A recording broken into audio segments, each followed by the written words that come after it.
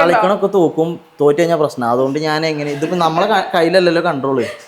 അപ്പൊ ഞാൻ ജയിച്ചു കഴിഞ്ഞാൽ പിന്നെ അത് പ്രശ്നമായി, ആഭ്യന്തര കലഹം. എല്ലാ വീട്ടിലും ഇതാ പ്രശ്നം. എക്സാക്ട്ലി, തോറ്റു കൊടുക്കണം.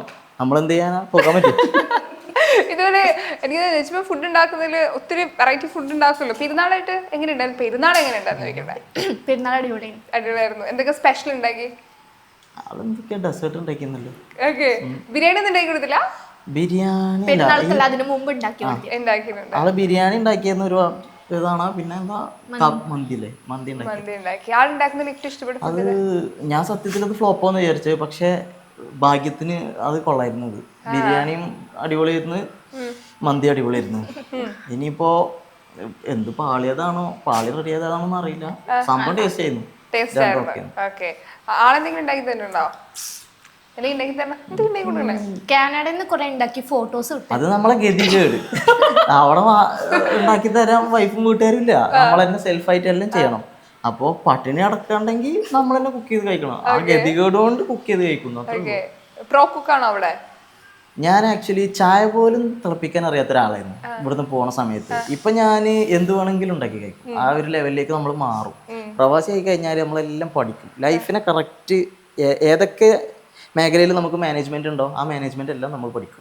ടൈം മാനേജ്മെന്റ്, ഫുഡ് മാനേജ് ചെയ്യാൻ, ഹെൽത്ത് മാനേജ് ചെയ്യാൻ എല്ലാം പഠിച്ചിരിക്കും. കാനഡയിൽ പോയപ്പോൾ പഠിച്ച ഏറ്റവും പ്രധാനപ്പെട്ട ഒരു കാര്യം എന്താ? കാരണം പഠിക്കുന്ന സമയത്തല്ലേ പോകുന്നത് അവിടെ. അവിടെ ചെന്ന സമയത്ത് പഠിച്ച ഏറ്റവും വലിയ കാര്യം ടൈം മാനേജ്മെന്റ് ആണ്.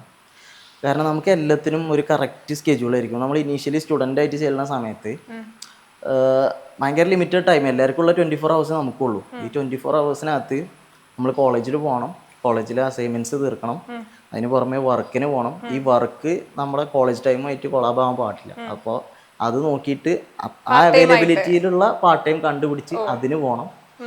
പിന്നെ വീട്ടിലെ ഹൗസ് ചോഴ്സ് മൊത്തം നമ്മൾ ചെയ്യണം. കുക്കിംഗ്, ലോണ്ട്രി, ഇതെല്ലാം നമ്മളെ ജോലിയാണ്. വീട്ടിലെ ക്ലീനിങ്, അങ്ങനെ ആകെ മൊത്തം നമ്മളൊരു സൂപ്പർമാൻ മൂഡിലേക്ക് മാറും. കാനഡയിലൊക്കെ പോയി, കാനഡ എന്നല്ല വേറെ ഏത് രാജ്യത്ത് പോയി കഴിഞ്ഞാലും എല്ലാ പ്രവാസികളെയും അവസ്ഥ ഇതാണ്. സ്റ്റുഡൻസ് ആയിട്ട് പോകുമ്പോൾ അതൊരു ഫണ്ണാണ്. ഒരുപാട് കാര്യങ്ങൾ പഠിക്കും. നമ്മളെ കംഫർട്ട് സോൺ പൊട്ടും. ആ പൊട്ടുന്ന സമയത്ത് നമ്മൾ ഒരുപാട് കാര്യങ്ങൾ പഠിക്കും. അപ്പോൾ നമുക്ക് നാട്ടിലുള്ള കുറേ കാര്യങ്ങൾക്ക് വാല്യൂ കൂടും. നാട്ടിലും വീട്ടിലും ഇങ്ങനെ നേരത്തിന് സമയത്തിന് ഉണ്ണാൻ കിട്ടുമ്പോൾ നമ്മളറിയില്ല ഇതെങ്ങനെയാണ് ഈ പ്രോസസ്സ് നടന്നു പോകണമെന്നുള്ളത്. അത് നമ്മൾ പുറത്ത് പോകുമ്പോഴേ ആ ഒരു സംഗതി മനസ്സിലാവുള്ളൂ. അതിലെല്ലാം ഉണ്ട്. ഞാൻ നേരത്തെ പറഞ്ഞ പോലെ ടൈം മാനേജ് ചെയ്യാൻ പഠിക്കും, നമ്മളെ ഫണ്ട് മാനേജ് ചെയ്യാൻ പഠിക്കും. കാരണം ആദ്യമൊക്കെ വീട്ടുകാരൊപ്പം പച്ചക്കറി സാധനങ്ങൾ മേടിക്കുമ്പോൾ നമുക്ക് വേണ്ടതൊക്കെ പിടിച്ച് വാങ്ങലാണ്.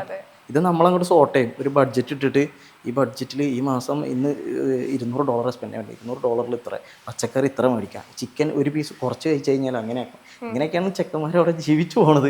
പക്ഷെ ഞാൻ ആക്ച്വലി ഫുഡിൻ്റെ കാര്യത്തിൽ ഞാൻ കോംപ്രമൈസ് ചെയ്യാറില്ല. ഭക്ഷണത്തിന് ആഗ്രഹം തോന്നിക്കഴിഞ്ഞാൽ ഉണ്ടാക്കി കഴിക്കും. പുറത്തുനിന്ന് കഴിക്കൽ ഉണ്ട്, ഇല്ല എന്നല്ല. പക്ഷെ അങ്ങനെ എപ്പോഴും പുറത്തുനിന്ന് കഴിച്ചു കഴിഞ്ഞാൽ പോക്കറ്റ് കയറും. അങ്ങനെ ഉണ്ടാക്കി കൊടുക്കും. അങ്ങനെ ഇന്നൊരു കുക്ക് അടിപൊളിയായിട്ട് ചെയ്യും, പുള്ളിക്കാരിക്ക് ഉണ്ടാക്കി കൊടുക്കണം എന്ന് ആഗ്രഹം എന്തെങ്കിലും ഉണ്ടോ? അങ്ങനെ ഞാൻ എന്തുണ്ടാക്കിയാലും ആഗ്രഹമില്ലേ ആൾക്ക്? ആഗ്രഹം ഉണ്ടെന്ന്. ഓക്കെ, അങ്ങനെയാണെങ്കിൽ ഞാൻ പോകുന്നതിന് മുൻപ് നമ്മൾ ഉണ്ടാക്കി കൊടുക്കുന്ന ഒരു ഫുഡ്. എനിക്ക് ബീഫ് ഭയങ്കര ഇഷ്ടമാണ്. ബീഫ് നല്ല ഫുഡിന്റെ കാര്യങ്ങൾ.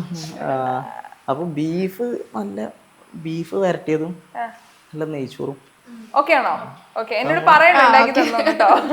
കോൾ അടിച്ചോന്നൊക്കെ ഉറപ്പല്ല, ഞങ്ങൾ റെക്കോർഡാണ് ചെയ്തിട്ടുള്ളത്. ഓക്കെ, എനിക്ക് പറഞ്ഞാൽ മതി. ഇടക്കിടക്ക് ചെയ്തിങ്ങനെ കാണിച്ചു കൊടുത്താൽ നല്ല പണിയായി പോയി എന്നൊക്കെ.